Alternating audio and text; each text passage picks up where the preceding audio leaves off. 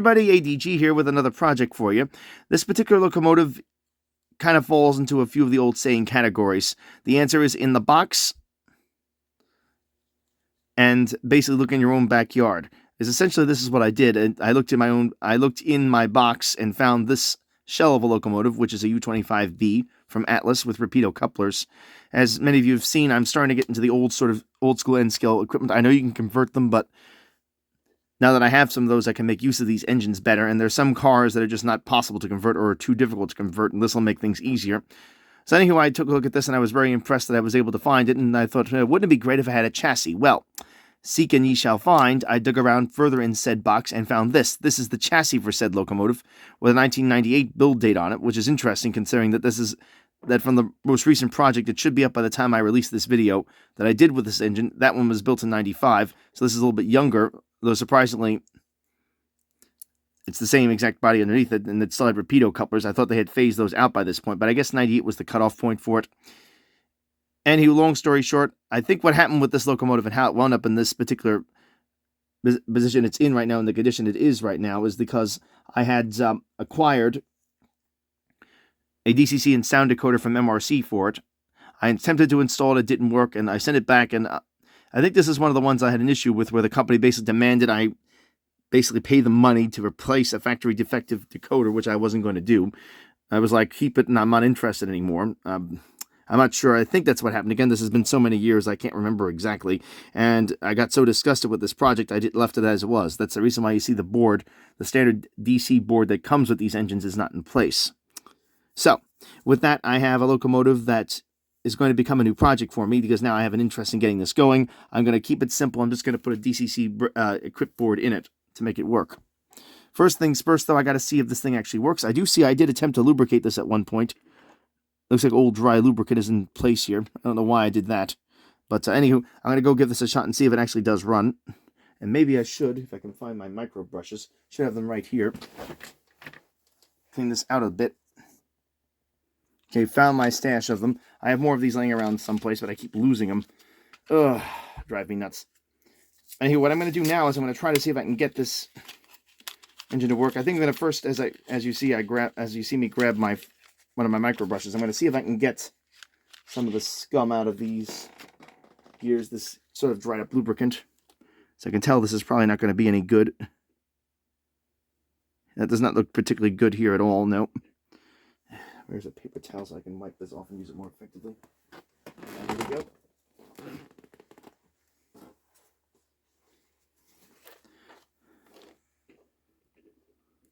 Hopefully this stuff hasn't dried too much. Doesn't look too bad, but I'm going to replace that lubricant on it.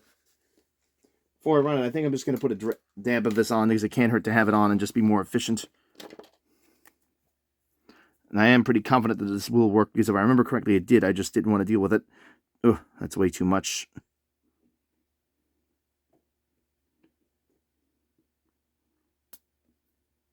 That's just about right. That's way too much on that side, but there's nothing I can do about it. A little bit too much on that one. Okay, so the first step is to see if this locomotive runs. Again, I don't have the original board because I took it out who knows how long ago. I could possibly find one if I look through my parts bin, but I really don't want to do that, since I'm probably going to wind up pulling it out again anyway. The easier way of dealing with this is simple. I've got my two leads hooked up to my tracks. I'm going to just go ahead and use my alligator clips on this motor and see if I can get it to spin over.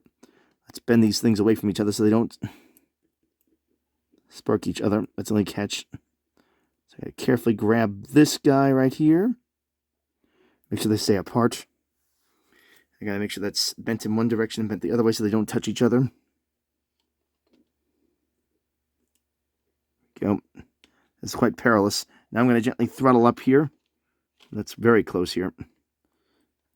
Oh yeah, that'll work. Okay. So I'm just going to gently turn my throttle up. I have the transformer right here on the back, and see if she'll spin over. Yep, that works. Okay, so the motor is in good working order. Let's run a little bit here, get that lubricant spread around. So I have a functioning drivetrain. Excellent. So now I know the drivetrain works. I'm going to unplug the buzzy transformer here because it gives me the creeps, and I don't need it anyway at this point. Because now I know it works. It's now time to basically go through this locomotive and make sure it functions correctly. going to do a little light lubrication. I guess I'll put some contact lubricant on the motor itself, maybe in the commutator, because you can actually see it on this model here. Unlike the Katos that came out later, this one, you can actually see the commutator on the side. And I can drop a bit of conductive lubricant in there. And I'll put some oil on the bearings. So let me go grab some of that. And hopefully keep this thing from falling over. Yeah, let me move this out of the way so I don't stand it. There's only a drop left in it, but I don't want to lose it.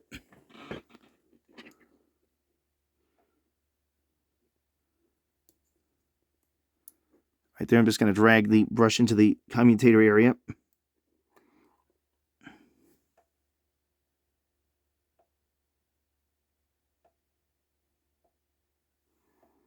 Can I just see here? I'll try to get you in there as far as I can, but that's all I'm doing here is just applying just a dab of it in the commutator.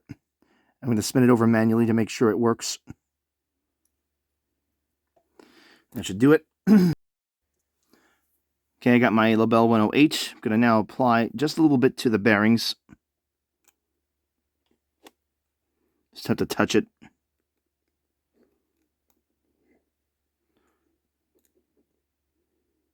And that should lubricate everything as such. And that is essentially all you need to do to lubricate one of these units over. Reason why I'm doing this now is because I'm going to be installing a decoder, and doing so will make it impossible to access those parts. Because again, the decoder is going to sit right on top of all these mechanics here. So let's go ahead now and get that ready. For this engine, I have decoder set aside. It's going to be one of these. It's a Digitrax DN163AO.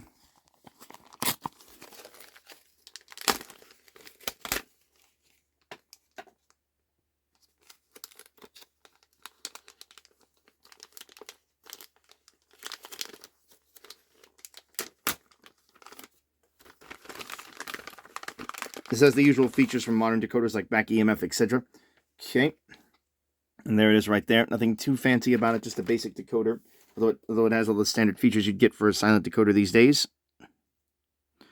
Okay, I learned last time it installs differently. I'm going to keep this piece of tape to the side. That's in case you want to wrap the area around the frame. But here you can get away with doing it pretty safely because you have these two holes where the motor connections physically go. So there's not much real chance of that actually causing a problem, because as long as you put these through the holes, the contacts through the holes, they won't move. Next step is to get this locomotive apart and actually get into it so I can work on it. I've got my screwdriver here. I'm just going to loosen these screws up a bit. And I'm just going to spread the frame enough to get this decoder in. I'm going to try to avoid having to take it all the way apart, although it happens a lot with these. I find I have to take it all the way apart to get the thing to fit, because these contacts are such a pain to make fit correctly here. So now I'm going to put it in this side. Again, the side we put in is the side where the contacts are exposed. Let me actually zoom you in a little bit longer, a little bit closer here, as it's going to get a little bit more detailed from this point on. In, not out. Stupid camera. There we go. And let's go 3. I think that's it. Yep, that'll do perfect. All right. Let's go now and get this in place. I'm going to grab my tweezers, which are right over here. At least they were a second ago. Here they are. I'm just going to go and grab these and just maneuver these parts in here.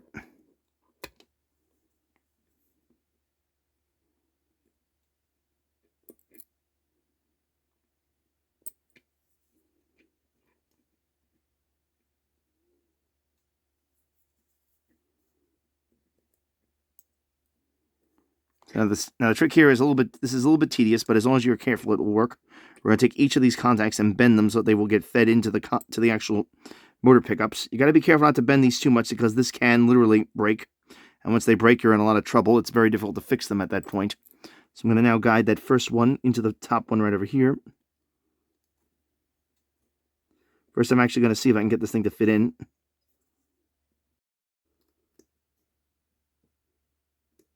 There we go, I got the first one in. As you can see, it just went through the top right there. Now I'm going to work on this next one here, which I've got to now twist into position. And tweezers are pretty much a must to work on these models. You really do need them, especially for these kinds of procedures. I think these came off of a soldering iron. Yeah, they actually were from an old soldering iron I have.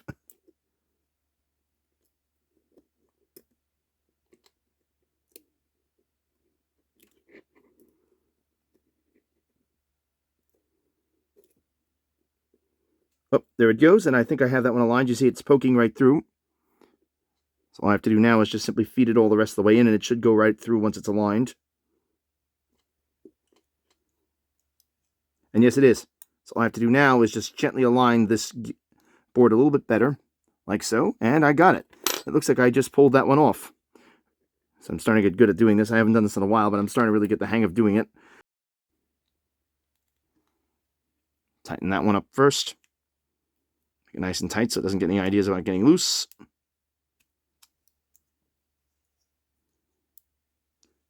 This screw here has got the washer in place. I just need to tighten that one up now too. As such, a couple of turns, righty-tighty, lefty-loosey. Righty-tighty, of course. And I'm ready to test this thing out to see how it came out. Let's go now and actually zoom you out a bit. We can do this without accidentally shutting the camera off. There we go. That worked. It was a little bit tedious, but I did get it to cooperate. Going to now pull up my DCC system. Because obviously we've put a decoder in. We want to test to see if it works in DCC mode, as that's what I spent all this time doing. Okay. See here I have that. Here in my MRC Prodigy Advanced, I'm going to be using again for this. Prodigy Express, pardon me, squared. I keep thinking I have the Advanced squared. That's my other one, which is on my other workbench, which I can't get access to now due to various issues. So here's the locomotive again. On the tracks it goes, with its new board installed. Gonna now plug in said MRC decoder, and we should have a good result here because everything went right in. Okay, I plugged all that in. Power on the DCC system. As you can see, there's a light. That's a good sign. This is good. Now again, all DCC decoders, when you install them, have an address of 3. Yep, and I have control of the directional. Let's see if she'll move. Uh-oh. Okay, I dare say I think I figured this out. Let me get some more light here because it's so hard to see this. Look very carefully. You see these 2 rings on either side of the motor here? Because there's no motor carrier, these 2 rings kind of act as the carrier. They have these 2 notches in the frame, which these 2 plastic fingers on each of the side of the motor fits into, and that in turn ensures that the motor is in the proper location. There's also a spacer on one side of this. On one side of these plastic assemblies, they keep the frames apart, the 2 halves of the frame apart, so the split frame doesn't get too close and jam the motor up, which is why I think this wasn't spinning and why I put this away. Anyway, I figured this out now. I think I've got it spinning good. I'm going to go now and try to reassemble it. See how that works. Okay, I've got it back together again, and I think this time it's going to work correctly. Let's see if I was right. Yep, there it is. Ha ha ha! Oh, it stopped again. It looks like one of these things came loose. There it goes. They were crossing each other. Okay, that worked fine. Woohoo! Good. Okay, so said motor is now working again. I can now get to work on getting this thing up and running. So, back to where we were just before.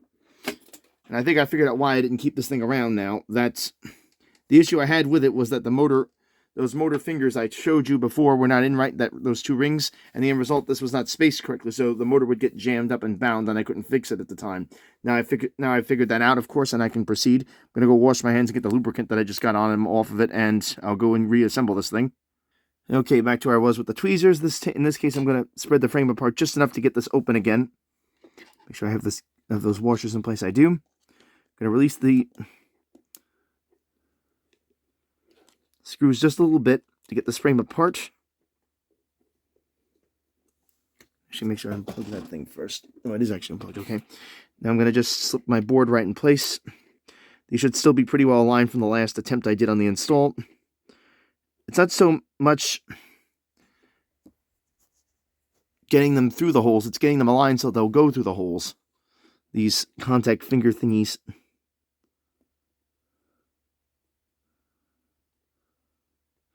Looks like I'm going to have to use this again.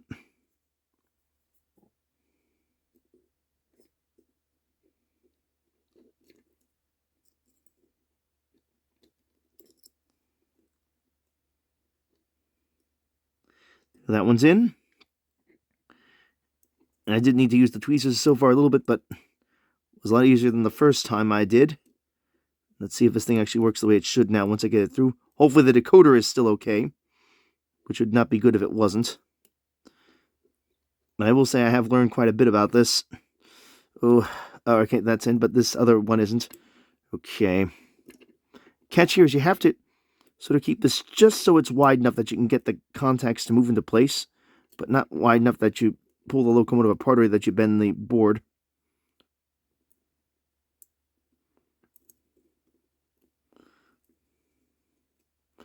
You know, as tedious as these installs can be, I still prefer them over the installs such as the Kato installs. This is not my least favorite to do, although it can be tedious. My least favorite is those Katos with the contact lines on the older generation models, although the newer P42s have a much better system now. We'll turn this in just a little bit more.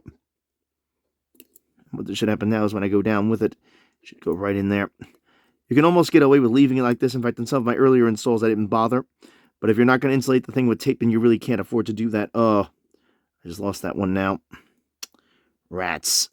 Rats. Nuts, nuts, nuts.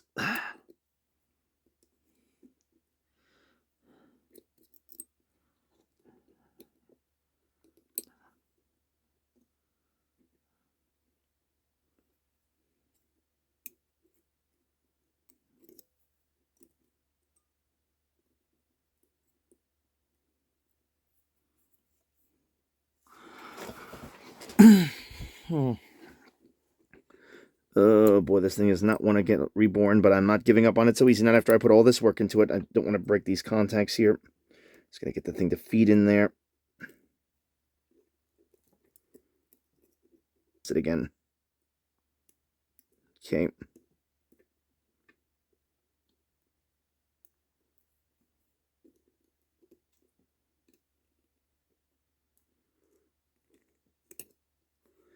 Oh god, I gotta be very careful not break the decoder. Oh god, stupid thing. Get in there, get in there, get in there. Oh, there it goes. Ha ha ha, got it, I got it. Oh, stars aligned, and it appears I have it together. Just gotta line the board up a little bit better. Why isn't this going all the way in?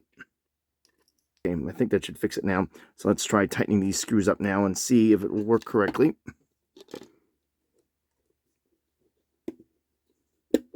On the right first. Don't want to over tighten them, but I do need to get them tight enough so they will close and clamp on the frame. And now let's check the top. Is this in? Sort of. Not really. Kinda. Oh, I see. It's not quite aligned right. Oh, there we go. Ah, got it. The board wasn't quite aligned correctly. I don't think I damaged anything, though. It looks okay. Let's tighten this up a little bit more so it'll go in and stay in. Get in and stay in. All right, let's zoom out now. Number 1. There we go to zoom 1.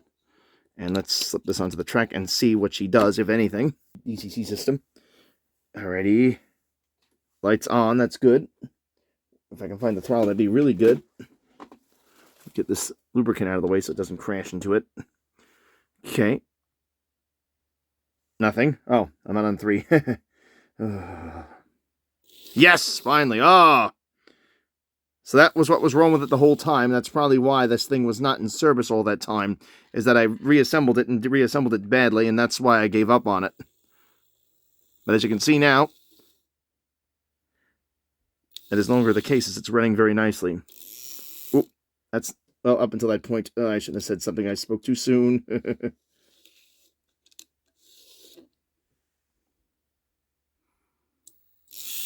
Uh-oh. That does not sound good at all. It was running fine, then it just suddenly decided it didn't want to run fine anymore. The truck is out of position on the bottom.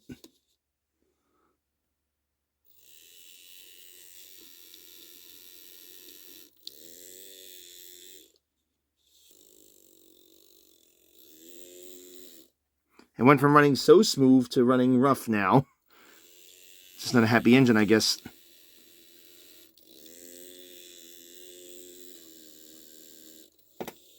There it goes. That was weird. It just needed to run a little bit.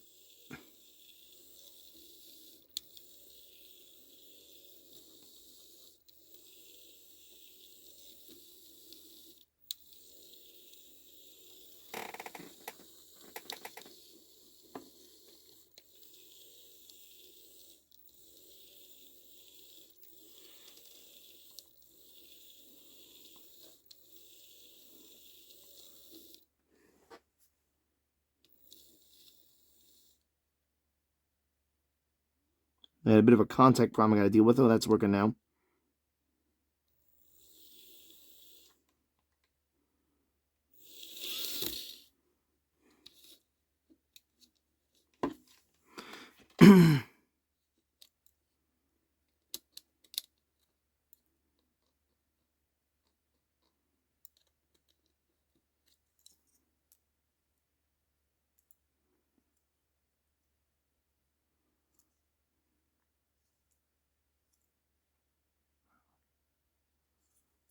Okay, so I think I have that fixed.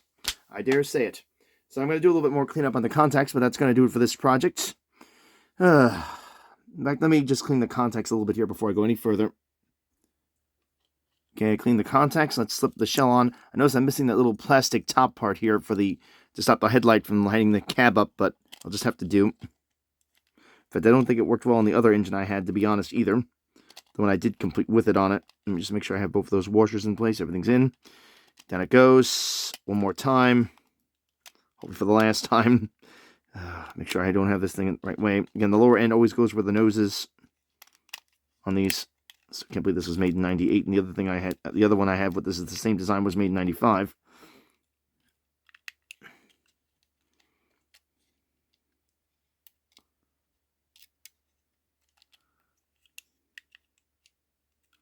Come on, why won't you go in now? Every last thing on this engine has been such a pain.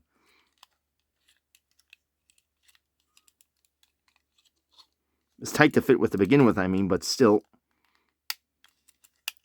Anyways, now I'm getting it. Oh, hope I am.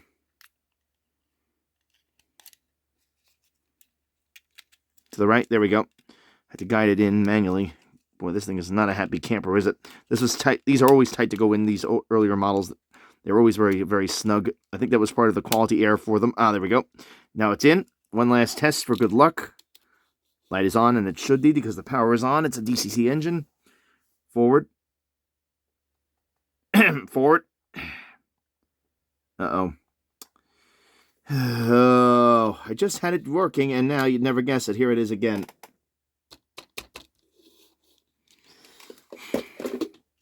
The shell is clearly putting stress on something here.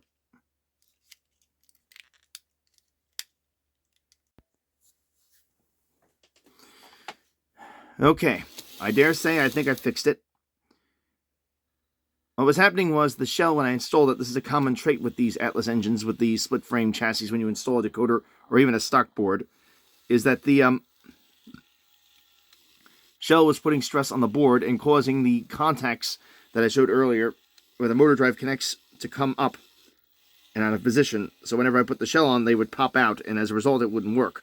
So what I ended up doing, and I have a screenshot of this, which I'll splice in here, I ended up basically taking those contacts and bending them over a little so that it wouldn't come out of the holes. So they were hooked in there good, and that seems to fix the problem. So this is ready for final testing, and I'll be good to proceed from there. But I'm pretty sure after all the testing I've done with it, this should be fine. That's going to do it for this video. If you liked it, give it a thumbs up. If not, thumbs down. Please like and subscribe, and as always, keep the metal side down.